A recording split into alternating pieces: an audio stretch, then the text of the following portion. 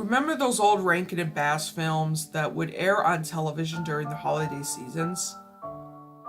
Well, it turns out that there is a lost film that was created by the two animators, and it is believed to predict the original Rudolph the Red-Nosed Reindeer film. The footage was said to have been discovered in an abandoned storage unit in Hollywood, which also contained rare stock footage and movie stills from the other well-known Rankin and Bass films. The Super 8 canister was labeled Reindeer, so it was automatically believed to be the original footage taken of Rudolph's famed movie. Knowing that this could be a major artifact in the world of Rankin and Bass, the person who first discovered it kept it for themselves, along with an old Super 8 projector. The individual, who I will keep anonymous for reasons I will explain later, viewed the footage while he or she took notes on every aspect. The following account is a combination of all note details made about the film. The film begins with the opening title screen seen in the original Rudolph footage. The blizzard gusts eked out the names of those who were most notable for creating the film, including Rankin and Bass. But one detail that I have noticed, which is especially strange for a holiday film, is that there is no audio whatsoever. Not even the sounds of the gales could be heard, let alone the holiday music, which sets the mood.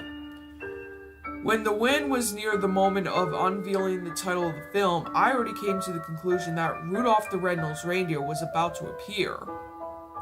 But as the wind blew away the snow, the title Randolph the Reindeer appeared, instead of the trademark look of the title that we fans have all come to know. The title appeared in dull block-shaped letters. I then knew at this point that I was viewing an entirely different film.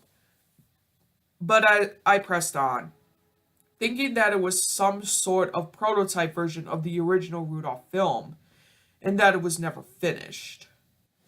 The snowy winds blow away to reveal an older reindeer, who I assumed to be Randolph.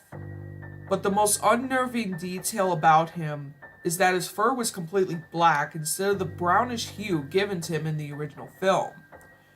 We see him casually walking through the wintry forest, showing no emotions on his face.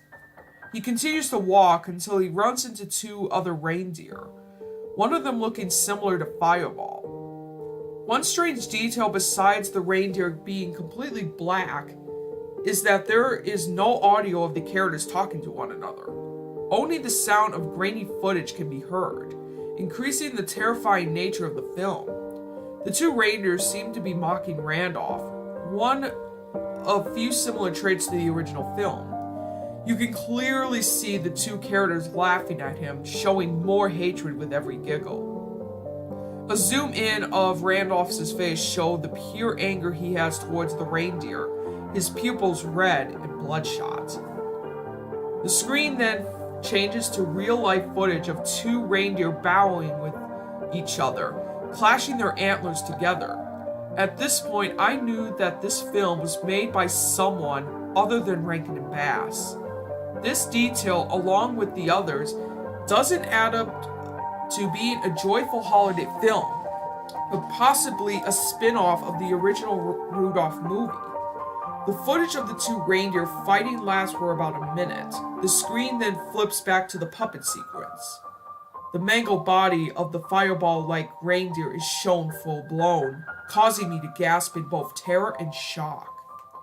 He lay there on the blood-stained snow, his entrails lying beside him. The image stayed this way for about a minute until it changed to the next scene. It was then that I came to the shocking conclusion that Randolph had viciously mauled the one reindeer, while the second one fled away in terror. The next scene shows Santa's castle, which was done in black and gray colors instead of the well-known pinkish shades. The screen then fades out to Santa and Mrs. Claus in the dining room area.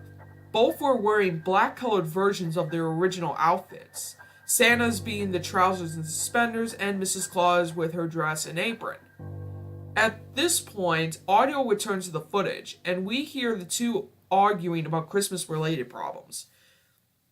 Mrs. Claus spoke with an irritable tone as she were angry with Santa about something. Santa's response came out in a depressed manner, dragging out some words in a gloomy fashion.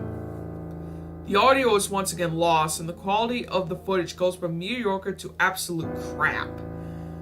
The scene stays on Santa and Mrs. Claus, but the two puppets are not animated in the footage. It looked as if the animators were just holding the puppets, moving them around in a childish manner. In some frames, the fingers or hands of the animators can be seen for a split second. The screen goes to Randolph strolling through the forest, but in the opposite direction as opposed to the beginning of the film. Blood could be seen trickling off from his antlers as he leaves bloody hoof tracks in his gait. This scene seems to repeat itself as the same footage was used over and over again until the scene changed.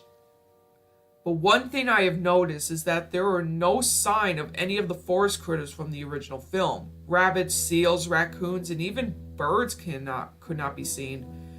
It wasn't until a few seconds into the sequence when I noticed what is lying in the snow as Randolph continues walking. As he walks by, the carcasses of birds, rabbits, and raccoons lie in the snow beside him.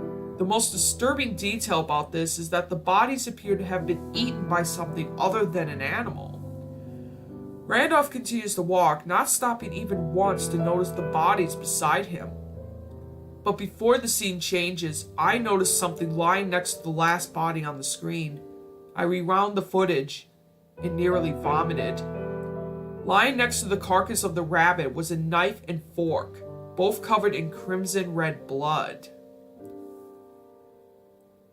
The scene fades out to the elf workshop filled with busy elves building toys. A faint bell could be heard and the elves begin to exit the room. We see Hermie about to stand up but is immediately assaulted by the head elf. He begins screaming at Hermie, but the audio is gone, so all you could make out is two carrot-his-mouth words. One strange aspect about the head elf that he looks more primitive, with a shaggy beard and tattered clothes. Hermie sported worn-out clothing as well, and both characters seem to have large scars on their cheeks and hands. At first I was confused about this detail, thinking that there were errors on the sculpture of their faces. But I then came to the conclusion that sent shivers down my spine. Santa has forced the elves to work non-stop on the toys, and any disobedient elves were whipped. The head elf finished his conversation with Hermie and walks out of the workshop. Hermie is now alone, a single light shining above his head. For a few seconds, he simply stares at the toy train he had been working on before. He then reaches over and grabs a mallet and proceeds to strike the train repeatedly. The scene stays on Hermie as he emotionlessly smashes the train. The camera then zooms in on the train, which has now been reduced to a pile of wood and splinters. Then the scene fades out. We now see Randolph sitting in his cave next to a cardboard box. He simply stares at the opposite wall for a good 5 minutes, blinking. There is no sign of his parents. I only could expect something bad to happen, seeing the nature of the film. I then froze in front of the screen when Randolph picks up a revolver from out of the box. He slowly puts the gun under his chin and pulls back the hammer. The scene changes before he could pull the trigger. A title card appears on the screen stating 4 months later, and we see a large group of elves and reindeer. All elves are wearing black elf uniforms, and we see a coffin in front of the crowd containing Randolph. The most eerie aspect about him is that he shows no sign of decomposition. It's as if he died the day before. Then the elves lined up, and they began to say their farewells to Randolph. After a few elves pass by, a female reindeer comes up to the coffin and places a blood-soaked antler next to his casket. I assumed that she was Fireball's mother, who still grieves over the death of her son. Santa and Mrs. Claus come next, then the head elf, leaving Hermie for last. He steps up to the coffin and begins to say farewell. Near the end of his statement, audio returns to the film. He then bends over the casket and whispers, "There's a storm coming," into Randolph's ear before walking away. The last few seconds of the scene shows a zoom in on Randolph's face, which still has a massive hole in his head from where the bullet exited.